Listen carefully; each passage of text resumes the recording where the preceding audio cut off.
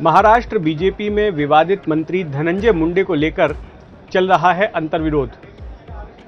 नवंबर 2019 में जब से ठाकरे सरकार आई है, जब से तीन पार्टियों की महाविकास आघाड़ी सरकार महाराष्ट्र में बनी है, तब से बीजेपी सरकार को घेरने के लिए या फिर इस सरकार को गिराने के लिए कोई ना कोई मुद्दा ढूंढते आई है, कोई ना कोई मुद्दा उठाते आई है। अब बड़े दिनों बाद बीजेपी को एक ठोस मुद्दा मिला धनंजय मुंडे की शक्ल में, जिसको लेकर बीजेपी अब सड़कों पर उतरी है। बीजेपी के कार्यकर्ता धनंजय मुंडे का इस्तीफा मांग रहे हैं। दरअसल जिस महिला के आरोपों के आधार पर बीजेपी धनंजय मुंडे के इस्तीफे की मांग कर रही है, उनके खिलाफ आंदोलन कर रही है, उसी महिला को लेकर खुद बीजेपी के ही एक नेता ने आरोप लगाया है कि इस महिला ने उनको भी हनी ट्रैप करके फंसाने की कोशिश की थी। तो सबसे पहले समझ लेते हैं कि आखिर पूरा मामला क्या है। ये पूरा मामला जुड़ा हुआ है महाराष्ट्र सरकार के कैबिनेट मंत्री, जिनके पास सामाजिक न्याय का पोर्टफोलियो है, धनंजय मुंडे से। धनंजय मुंडे साल 2012 तक बीजेपी से जुड़े हुए थे। महाराष्ट्र बीजेपी के दिवंगत नेता गोपीनाथ मुंडे के ये भतीजे हैं और साल 2014 में इन्होंने परली विधानसभा सीट से चुनाव लड़ा था और इनकी ही चचेरी बहन गोपीनाथ मुंडे की बेटी पंकजा मुंडे ने इन्हें हरा दिया था। लेकिन साल 2019 में फिर से इन भाई बहन के बीच में मुकाबला हुआ और इस मुकाबले में धनंजय मुंडे जीत गए। इन्होंने पंकजा मुंडे को हरा दिया। अब इसके बाद जब तीन पार्टियों की नवंबर 2019 में सरकार बनी तो उसमें धनंजय मुंडे को कैबिनेट मंत्री का दर्जा मिला, इन्हें सामाजिक न्याय मंत्री बनाया गया। और अब ताज़ा विवाद उनको लेकर यह है कि एक महिला सामने आई है जिसका ये कहना है कि धनंजय मुंडे ने शादी के नाम पर उनको झांसा दिया, उनका यौन शोषण किया, उनसे बलात्कार किया और बाद में फिर उनको डराया धमकाया भी। मामले को तूल पकड़ता देख धनंजय मुंडे ने इस मामले में अपनी सफाई दी और फेसबुक पर उन्होंने एक लंबा पोस्ट लिखा और उस पोस्ट में ये बात उन्होंने स्वीकार की कि जिस महिला ने आरोप लगाया है उसकी बहन के साथ में मुंडे के संबंध थे और उनसे मुंडे को बच्चे भी हुए थे, जिन्हें कि मुंडे ने अपना नाम दिया था। लेकिन जो बाकी के आरोप लगाए जा रहे हैं वो बेबुनियाद हैं और एक तरह से उनको ब्लैकमेल करने की कोशिश है। ये पूरा मामला अदालत में लंबित है।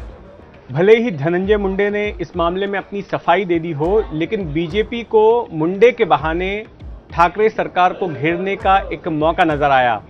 लेकिन इससे पहले कि बीजेपी इस सिलसिले में कोई रणनीति बना पाती, खुद बीजेपी के ही एक नेता कृष्णा हेगड़े सामने आ गए और उन्होंने पुलिस थाने में जाकर ये बात कही कि जिस महिला ने धनंजय मुंडे के ऊपर आरोप लगाया है उसी महिला ने कई साल पहले उन्हें भी हनी ट्रैप में फंसाने की कोशिश की थी। और कृष्णा हेगड़े के ये आरोप लगाते ही कुछ और लोग भी सामने आ गए और उन्होंने भी इस महिला पर यही आरोप लगाया कि इस महिला ने उनको भी फंसाने की कोशिश की है। उनमें से एक एमएनएस के नेता भी थे, राज ठाकरे की पार्टी के नेता भी थे। धनंजय मुंडे को महाराष्ट्र बीजेपी के नेता और पूर्व मुख्यमंत्री देवेंद्र फडणवीस का भी करीबी माना जाता है। साल 2019 में आपको याद होगा कि एक सुबह जब अचानक देवेंद्र फडणवीस ने मुख्यमंत्री पद की शपथ ले ली थी और एनसीपी के अजीत पवार ने उप मुख्यमंत्री पद की शपथ ले ली थी, तो उस पूरे कांड में इन धनंजय मुंडे की भी भूमिका थी। जो सारी कुछ साजिश रची गई थी उनमें इन मुंडे ने भी भूमिका निभाई थी और जो 12 एमएलएज शपथ लेते वक्त मौजूद थे राजभवन में, उनको पहले धनंजय मुंडे के बंगले पर ही बुलाया गया था।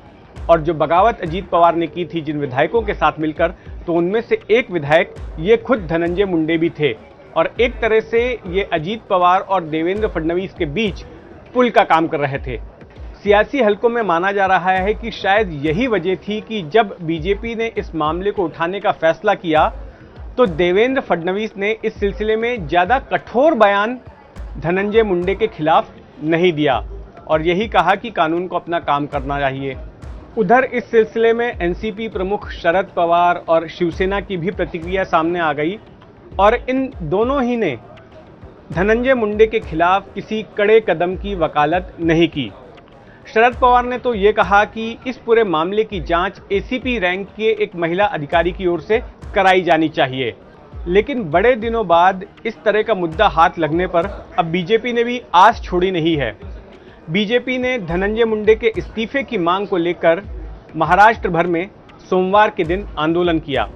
बीजेपी की ये मांग है कि इतना गंभीर आरोप लगने के बाद धनंजय मुंडे को इस्तीफा दे देना चाहिए और इस पूरे मामले की जांच हो जाने तक उन्हें सरकार से बाहर रहना चाहिए।